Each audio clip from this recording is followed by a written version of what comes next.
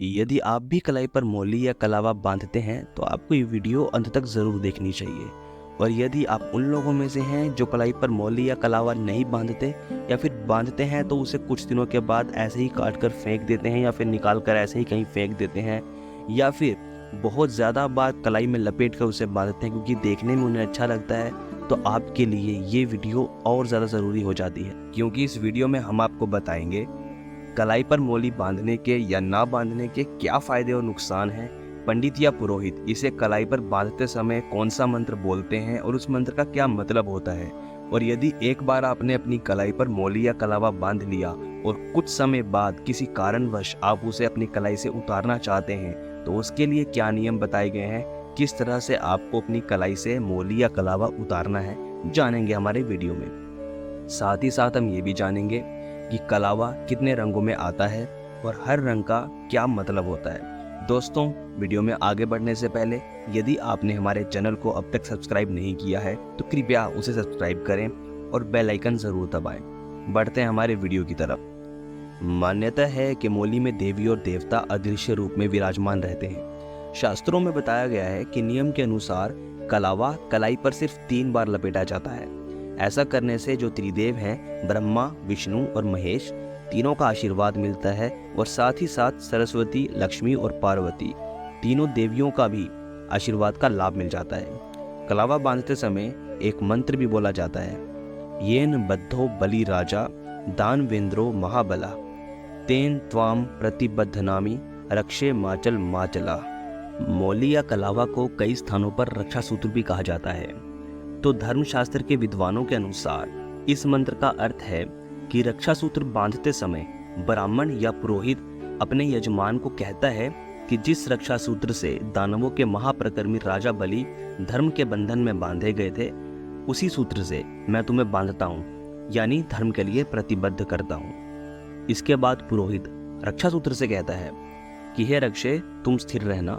तो रक्षा सूत्र का उद्देश्य जिस मनुष्य की कलाई पर वो रक्षा सूत्र बांधा गया है उस मनुष्य को धर्म के लिए प्रेरित करना है, क्योंकि पंडित या पुरोहित ने उसे बांधते समय एक खास मंत्र से इस काम के लिए प्रतिबद्ध किया था। और साथ ही इसे धारण करने वाले की बुरी नजर से और नकारात्मक ऊर्जा से रक्षा करना भी इस रक्षा सूत्र का काम है। इस मंत्र से संबंधित एक बहुत ही रोचक और प्रसिद्ध कहानी वामन पुराण, भविष्य पुराण और विष्णु पुराण में मिलती है। राजा बलि बहुत बड़े दानी राजा थे और भगवान विष्णु के अनन्य भक्त भी थे। एक बार उन्होंने यज्ञ का आयोजन किया और इसी दौरान उनकी परीक्षा लेने के लिए भगवान विष्णु वामन अवतार लेकर आए और दान में राजा बलि से 3 पग भूमि देने के लिए कहा, लेकिन उन्होंने 2 पग में ही पूरी पृथ्वी और आकाश नाप लिया। इस पर राजा बलि समझ गए कि भगवान उनकी परीक्षा ले रहे हैं। तीसरे पग के लिए राजा बलि ने भगवान का पग अपने सिर पर रखवा लिया।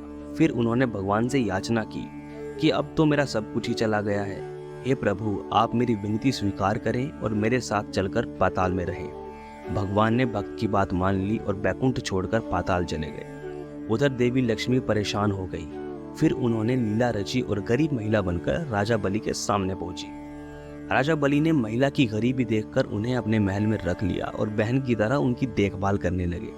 श्रावण पूर्णिमा के दिन देवी लक्ष्मी ने, जो कि एक गरीब महिला के रूप में थी, राजा बलि की कलाई में एक कच्चा धागा बांध दिया। राजा बलि कहा कि आपने बहन के तौर पर मेरी कलाई में यह रक्षा सूत्र बांधा है, तो मैं आपको कुछ देना चाहता हूँ। आपकी जो इच्छा हो मांग लीजिए। इस पर देवी लक्ष्मी अपने वास्तविक रूप में आ गई और बोली कि आपके पास तो साक्षात भगवान है, मुझे वही चाहिए, मैं उन्हें ही लेने आई हूँ। मैं अपने पति भगवान विष्णु के बिना बैकुंठ में अकेली हूँ। महिला की सच्चाई जानने के बाद भी राजा बलि धर्म के पथ पर कायम रहे और वचन के अनुसार राजा बलि ने भगवान विष्णु को माता लक्ष्मी के साथ जाने दिया। जाते समय भगवान विष्णु ने राजा बलि को वरदान दिया और कहा कि वह हर साल 4 महीने के लिए पाताल में ही निवास करेंगे और इसीलिए इन 4 महीनों को चतुर्मास के रूप में आज भी जाना जाता है, जो कि देवशयनी एकादशी से लेकर देव उठानी एकादशी तक होता है।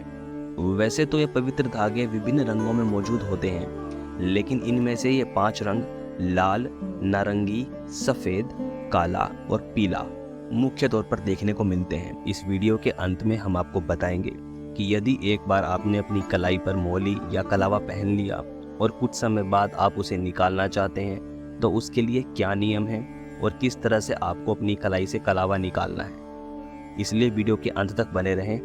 लेकिन फिलहाल चलिए बात करते हैं लाल धागे के बारे में। लाल धागे हिंदुओं में बहुत आम हैं। पुरुषों के साथ साथ महिलाएं भी इसे एक छोटी सी पूजा विधि के साथ पहन सकती हैं। लाल धागा आमतौर पर पुरुषों और अविवाहित महिलाओं के दाहिने हाथ पर बांधा जाता है, जबकि विवाहित महिलाओं के लिए यह बाएं हाथ पर बांधा जाता है। यह एक सूती धागा है और सबसे पहले इसे देवता को कपड़े के रूप में चढ़ाया जाता। भाद्रपद महीने में शुक्ल पक्ष में जो चतुर्दशी का दिन आता है वो दिन बहुत ही ज्यादा खास है और उसे अनंत चतुर्दशी के रूप में जाना जाता है। उस दिन लाल धागा पहनना बहुत ही ज्यादा शुभ माना जाता है, जिसे अनंत धागा भी कहते हैं। इसे कुछ लोग बाजूबंद के रूप में भी पहनते हैं। इसे धारण करने से सुख, स्वास्थ्य और समृद्धि प्राप्त होती है। लाल धागा या कलावा लंबी उम्र और दुश्मनों से सुरक्षा का प्रतीक भी है, इसलिए इसे रक्षा धागा भी कहा जाता है। ऐसा माना जाता है कि इसे पहनने से भगवान का आशीर्वाद आप पर बना रहता है। अब बात करते हैं काले धागे के बारे में। ये हिंदुओं द्वारा पहने जाने वाला एक और शक्तिशाली धागा है। छोटे बच्चों के मामले में यह आमतौर पर उनकी कमर के चारों ओर बांधा जाता है और वयस्क इसे अपनी बाईं कलाई या बाजूबंद में बांधते हैं। कुछ लोग इसके साथ एक विशेष जड़ भी बांधते हैं और इसे हार के रूप में पहनते हैं। जो लोग काला जादू या तांत्रिक विद्या का अभ्यास करते हैं वे इसे अपनी दाहिने पैर में भी पहन सकते हैं। ऐसा कहा जाता है कि यह धागा बच्चों को बुरी नज़र से दूर रखता है। यह लोगों को बुरी आत्मा या अवांछित तंत्र मंत्र से भी दूर रखता है। अब हम आपको बताते हैं पीले रंग के धागे के बारे में। दोस्तों, पीला रंग शुद्धता और अच्छे स्वास्थ्य का रंग माना जाता है। शादी ब्याह हो या घर के उद्घाटन समारोह जैसे शुभ कार्य हो, ऐसे कार्यों में इस रंग को बहुत महत्वपूर्ण मानते हैं। हिंदू विवाह के दौरान भी मोटे सूती धागे में हल्दी डालकर सौभाग्य के प्रतीक के रूप में इसका उपयोग किया जाता है। दुल्हन को इसे गले या बाजूबंद में 3 गांठें लगाकर पहनाया जाता है और ऐसा कहा जाता है कि इससे वैवाहिक जीवन सुखी और सफल होता है और साथ ही साथ पति की लंबी आयु की कामना भी की जाती है। अब बात करते हैं नारंगी धागे के बारे में। दक्षिण और पूर्वी भारत में नारंगी धागे काफी प्रचलित हैं। लोग इसे अलग अलग कारणों से पहनते हैं। यह एक लंबा धागा होता है जिसे एक बंडल बनाने के लिए कलाई के चारों ओर कई बार लपेटा जाता है।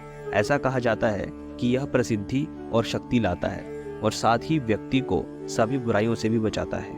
अब हम आपको बताते हैं, यदि आपने अपनी कलाई पर मौली या कलावा बांधा हुआ है और अब आप उसे उतारना चाहते हैं तो उसे किस प्रकार आपको उतारना है। दोस्तों, कभी भी अपनी कलाई पर बंधी हुई मौली को आप कैंची या ब्लेड से काट कर ना उतारें।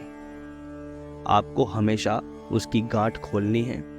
उसे पूरा कलाई से निकालकर या तो उसे आप जला दें या फिर किसी बहते जल में उसे प्रवाहित कर दें। आपको उसे डस्टबिन में या ऐसे ही इधर उधर नहीं फेंकना है।